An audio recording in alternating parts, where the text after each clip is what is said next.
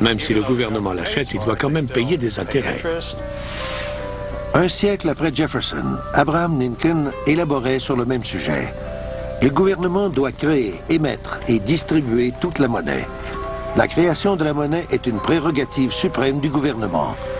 En suivant ces principes, les contribuables vont économiser des sommes importantes en intérêts et l'argent va cesser d'être le maître pour se mettre au service de l'humanité.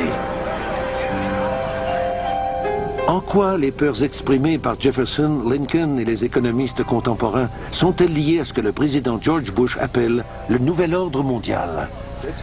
C'est une conspiration, il n'y a pas d'autre mot. C'est une conspiration contre le peuple américain et le monde occidental.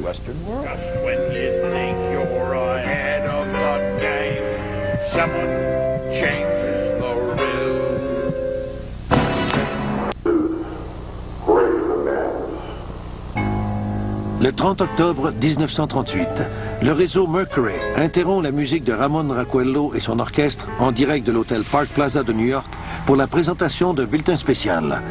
La célèbre diffusion de la guerre des mondes commence ainsi et décrit de façon hyper réaliste une invasion de Martiens. Avant la fin de la soirée, 1 million de personnes prises de panique ont envahi les rues. A story which has become familiar to children through the medium of comic strips and Durant 50 ans, un lourd secret a pesé sur cet événement. Il semblerait que la diffusion de la pièce d'Orson Welles ne soit pas un simple exploit artistique. had such an immediate and profound effect upon radio listeners. Ce serait en fait un test psychologique complexe de stratégie militaire effectué par C.D. Jackson pour le compte de la Fondation Rockefeller. Quand les résultats sont analysés 2 ans plus tard, ils sont distribués à des groupes élitistes qui se tiennent loin des feux de la rampe. On compte parmi eux le groupe Bilderbergers, la Commission trilatérale, le Conseil des relations étrangères et la Réserve fédérale. C.D. Jackson avait un poste similaire à celui du directeur du Conseil national de sécurité à la Maison-Blanche sous Eisenhower. C'était le chef de la guerre psychologique. La mise au jour du véritable but de la diffusion de la guerre des mondes, c'est-à-dire dans le cadre d'un test psychologique militaire, est essentielle pour comprendre pourquoi les experts croient que la Réserve fédérale, le groupe Bilderbergers et d'autres groupes du genre tirent les ficelles qui contrôlent nos sociétés. C'est une fraternité dont les membres ont un objectif en commun, celui de garder le contrôle. L'Amérique s'est développée et s'est enrichie si rapidement que nous avons toujours été la bête noire de ces types du nouvel ordre mondial. Ils n'ont jamais réussi à exercer totalement leur contrôle sur nous. L'Amérique est leur cible principale et quand ils l'auront eu, le reste du monde suivra rapidement. Des magnats comme J.P. Morgan, par exemple, qui était si riche qu'on l'a choisi comme emblème du jeu de Monopoly, se cachent derrière la façade de la version officielle de l'histoire.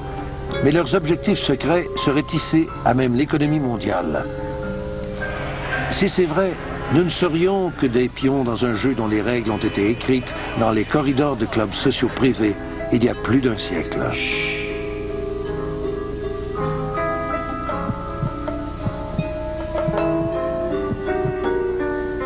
Au large de la côte de la Géorgie, à des centaines de kilomètres au sud de New York, la capitale bancaire du monde, se trouve l'île Jekyll, une retraite d'hiver pour les personnes riches et célèbres. Ce petit paradis au milieu de l'océan a déjà été la propriété de M. Monopoly lui-même, le financier international J.P. Morgan. C'est à cet endroit que 6 banquiers internationaux, réunis en huis clos dans le plus grand secret, ont élaboré les plans de ce qui allait devenir l'institution privée la plus puissante de l'Amérique, le système de réserve fédérale.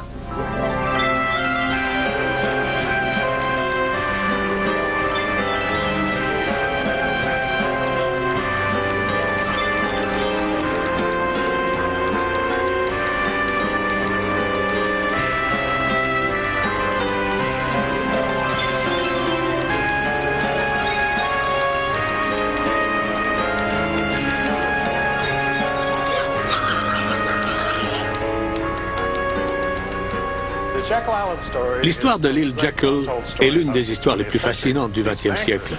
Vous avez ces banquiers qui prennent ensemble un train réservé à Hoboken. Imaginez 5 des banquiers les plus importants du monde dans le même train. Les journalistes voulaient savoir ce que cela cachait, mais pendant des années, le secret est resté impénétrable. C'est à la demande du célèbre poète Ezra Pound que Eustace Mullins commence sa propre recherche sur les origines véritables de la Réserve fédérale. Plusieurs des jeunes amis artistes et écrivains d'Ezra Pound sont morts durant la Première Guerre mondiale. Il voulait comprendre pourquoi ils étaient morts. En fouillant chacun des livres dans chacune des allées de la section économie de la librairie du Congrès, je suis tombé sur un petit magazine qui racontait l'histoire de l'île Jekyll. Quand je l'ai apporté à Ezra Pound, il était aux anges. C'était la découverte la plus importante de sa vie.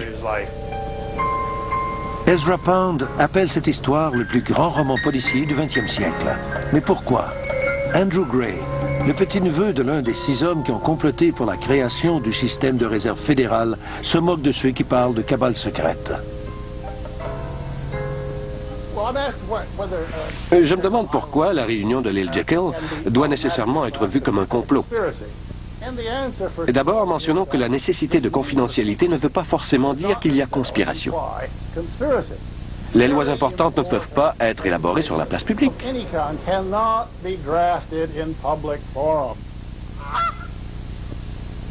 En 1910, ils se donnent le nom de Club de l'île Jekyll. Ensemble, les membres représentent 1/6 de la richesse mondiale. Ils désirent tellement que les réunions restent secrètes qu'ils utilisent des noms de code même entre eux. Pour les initiés, la phrase « Nous allons en Jamaïque » veut dire qu'ils se rendent à l'île Jekyll. L'excuse pour justifier le tout a été la crise monétaire de 1907, qui a été manigancée par Jacob Schiff et Rockefeller pour prendre le contrôle de sociétés qui les intéressaient. Ils ont dit « Nous venons de vivre une autre crise nationale, nous devons élaborer une réforme bancaire ».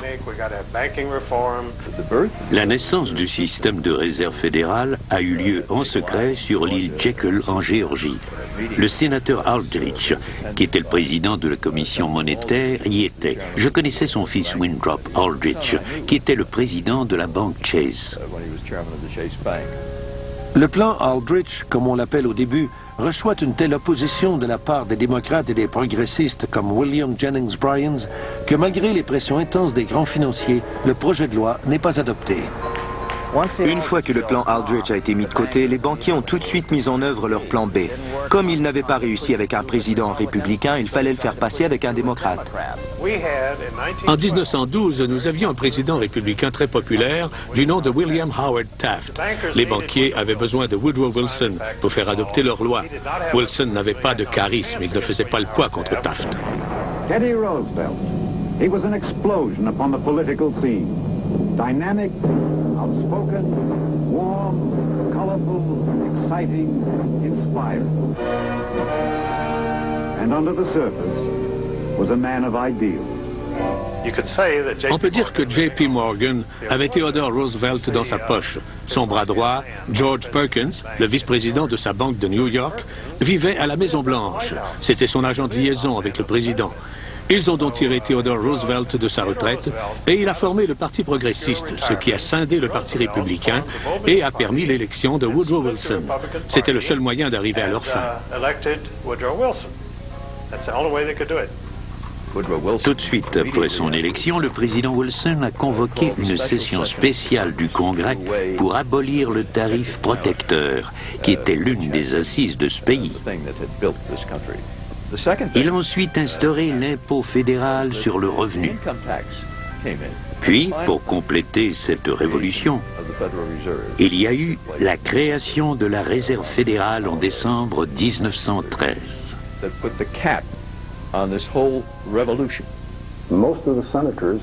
La plupart des sénateurs étaient retournés chez eux pour Noël. Dans le milieu législatif, c'est ce qu'on appelle une opération bien huilée. Toute l'affaire s'est passée sans tambour ni trompette. Le président a signé et c'est devenu une loi de notre pays. Un des opposants les plus farouches de la Réserve fédérale était le représentant du Minnesota, Charles Lindbergh. C'était le père de Lucky Lindbergh, le premier homme à traverser l'Atlantique en solitaire. Lindbergh s'est battu comme un tigre et a dit de la loi de la Réserve fédérale que c'était le pire crime législatif jamais commis dans l'histoire des États-Unis. Et il avait peut-être raison. And that may indeed well be true.